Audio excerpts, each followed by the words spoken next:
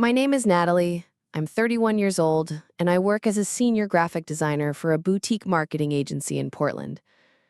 I've always been the type of person who notices details. It's part of my job, really, seeing what others miss, catching the small inconsistencies that can make or break a design. But let me tell you about the detail that made me realize my husband had been lying to me for months, and how that one small piece of jewelry changed everything. This is the story of how a delicate silver necklace became the final thread that unraveled my 7-year marriage, and how sometimes the most devastating discoveries come not from dramatic confrontations, but from something as simple as making the bed. My husband Jake and I had what most people would consider a good marriage. We'd been together for 10 years, married for 7, and lived in a charming craftsman house in southeast Portland that we'd slowly renovated room by room. Jake worked as a software engineer for a startup downtown, and our lives had settled into the comfortable rhythm of a dual career couple in their 30s. But lately, something had felt off. It started with small things. Jake staying late at work more often, new cologne that he claimed was a free sample, a sudden interest in going to the gym, which had never been his thing before. When I mentioned these changes, he'd brush them off with reasonable explanations that left me feeling guilty for even questioning him. "You're being paranoid, Nat," he'd say with that patient smile that made me feel like I was overreacting. "I'm just trying to be more health conscious. Is that a crime?" And I'd apologize, because what kind of wife gets suspicious when her husband starts taking better care of himself? The kind of wife whose instincts are screaming that something is wrong, but who's been trained to doubt those instincts by someone who's gotten very good at making her feel crazy. I should have trusted my gut. I should have paid attention to all those little details that my designer's eye was cataloging, but my heart was refusing to process. Instead, I waited until the evidence was literally lying in our bed. It was a Tuesday morning in March when my world came crashing down. Jake had already left for work, claiming he had an early meeting with potential investors. I was running late myself, rushing to get ready for a client presentation, when I realized I'd forgotten to charge my laptop overnight. I ran back upstairs to grab my charger from the nightstand, and that's when I decided to quickly make the bed, a habit my mother had drilled into me that Jake had never shared. As I pulled back the comforter to straighten the sheets, something caught the morning light streaming through our bedroom window. A delicate silver necklace, tangled in the fitted sheet on Jake's side of the bed. My hands froze. The necklace was beautiful, a thin chain with a small pendant in the shape of a crescent moon.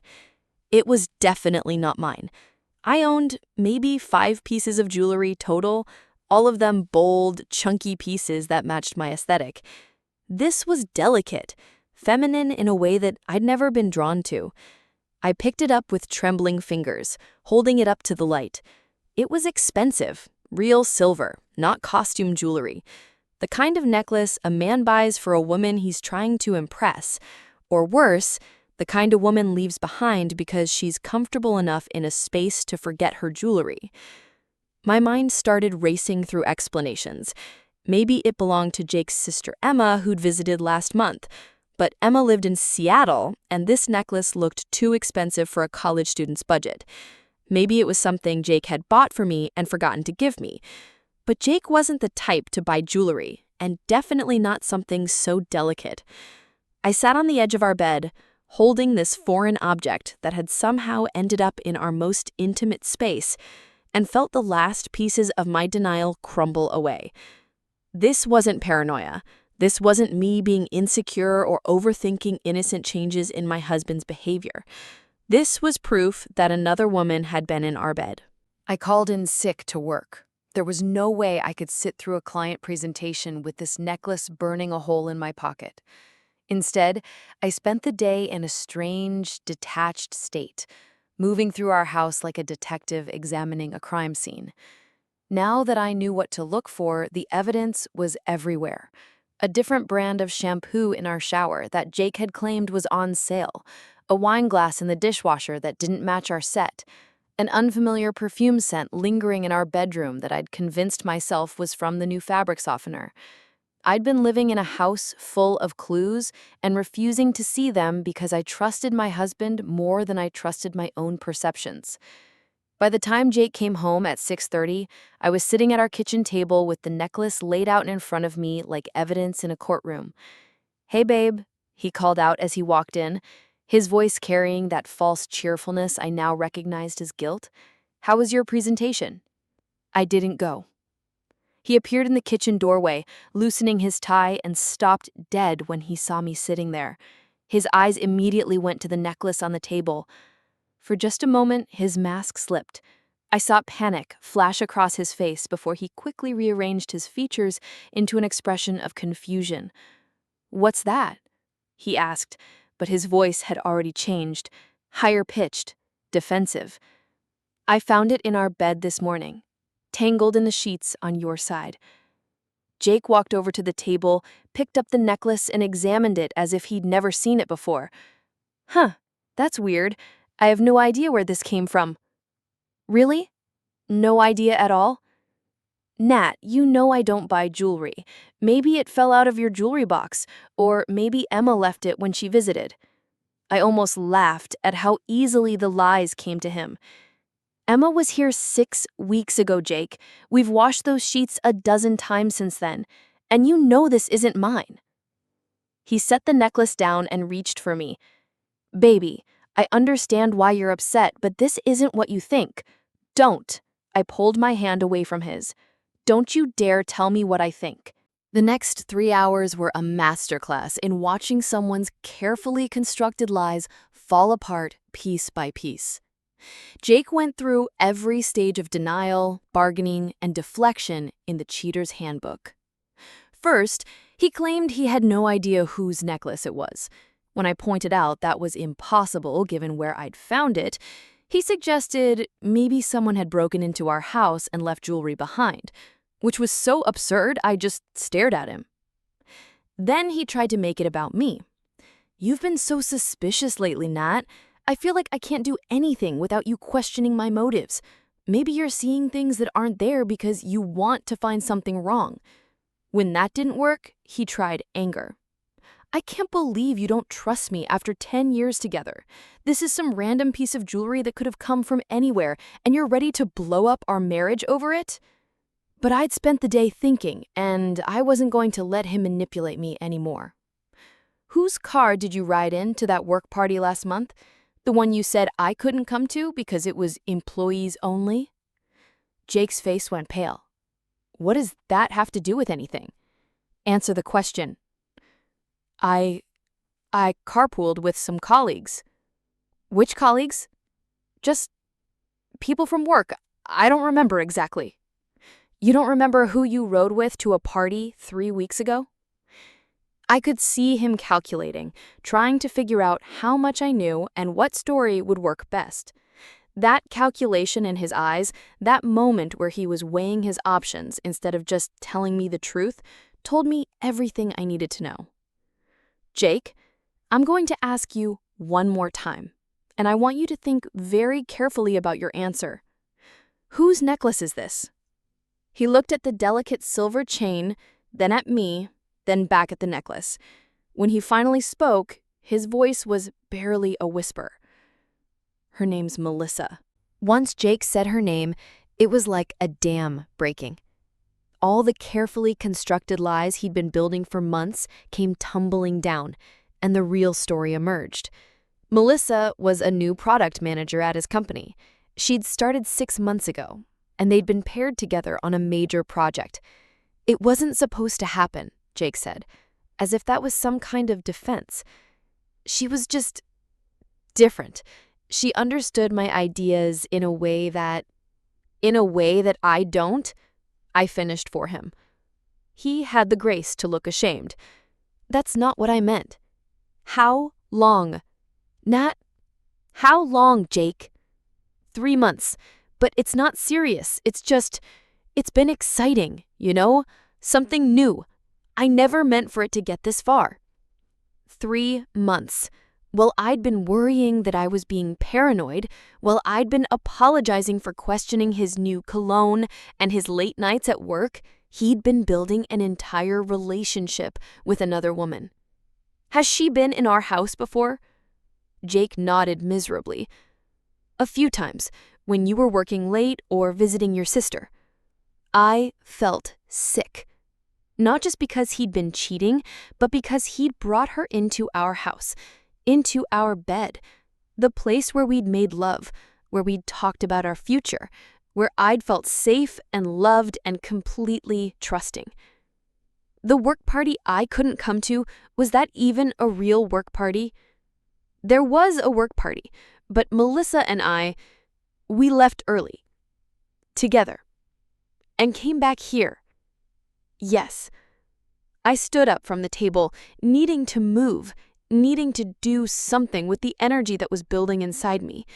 It wasn't anger yet. It was something colder, more focused. I need you to leave, I said. Nat, please, let's talk about this. I know I screwed up, but we can work through this. I'll end it with Melissa. I'll do whatever it takes.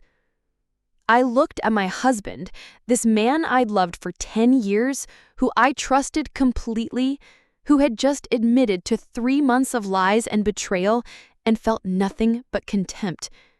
Jake, you brought another woman into our bed. You looked me in the eye for 3 months and lied to me every single day.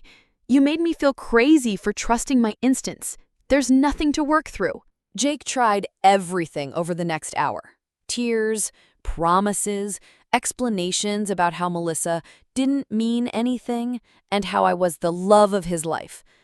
He swore he'd never see her again, that he'd quit his job if necessary, that he'd do anything to save our marriage. But I'd already made my decision the moment I found that necklace. Maybe even before that. In the weeks when I'd felt like a stranger in my own life, constantly second-guessing myself because my husband was gaslighting me into believing my instincts were wrong. I'm going to pack a bag and go to my sister's tonight, I told him.